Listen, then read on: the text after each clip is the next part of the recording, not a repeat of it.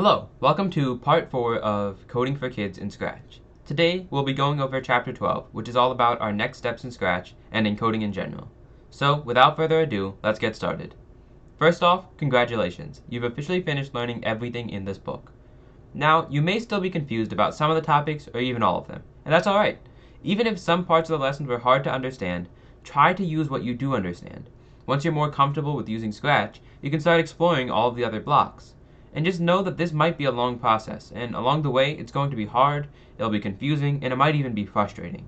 However, running into problems and setbacks can actually help you better understand a concept once you finally solve the issue. And I know for a fact that you have an amazing gift for ingenuity. All it takes is some effort and some creativity to make a program work as you imagined it in your head. Sometimes that might be learning about a new block that you don't understand.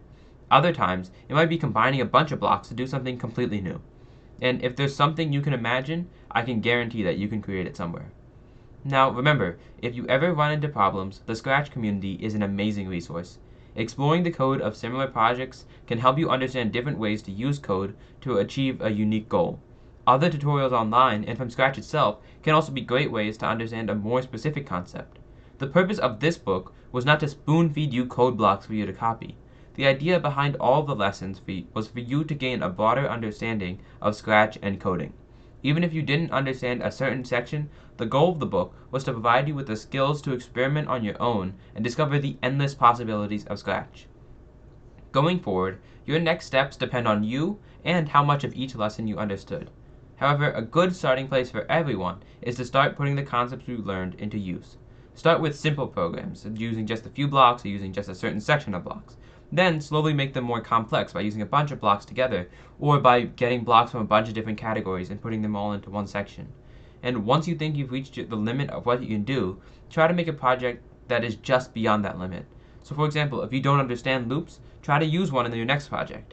And if you do understand loops, maybe try to use loops with an if-then statement. And then if you understand loops and if-then statements, then let's try to use both of those with variables. With every new project that you make, you want to expand the number of blocks that you know how to use, because that will allow you to create projects that get even better. And the best part about coding is that it doesn't matter if you make a mistake. In fact, it's probably a good thing. If you made a mistake, that means you are trying to do something that you don't fully understand yet. And this opens up an opportunity for you to experiment and discover a new understanding of this concept all on your own. The sense of satisfaction you get after solving a problem is the best way to learn and to understand. So some people may have read this book to learn how to code, and you feel a little disappointed because you weren't typing anything or you didn't write 1,000 lines of code. But if that's you and you're disappointed, don't be. You have learned about the most important concepts in codings, from variables to loops to if-then statements. Many of the blocks that we covered in this book are the foundational concepts at the heart of any programming language. And in most cases, a programming language is just a different way of putting code together. So instead of blocks, it's words. And it may look different, but it all does the same thing in the end. A conceptual understanding of how coding works and what this book is trying to teach you is going to be get you much further in programming than memorizing all the words or syntax of a certain language.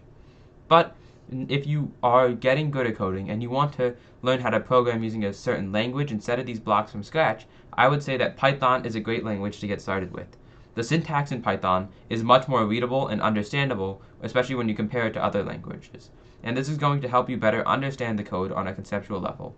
Furthermore, Python is a diverse programming language with lots of default features and a lot of independent libraries and additions that add even more functionality. And if you're looking for an introductory course to get you into programming, I would recommend Harvard CS50.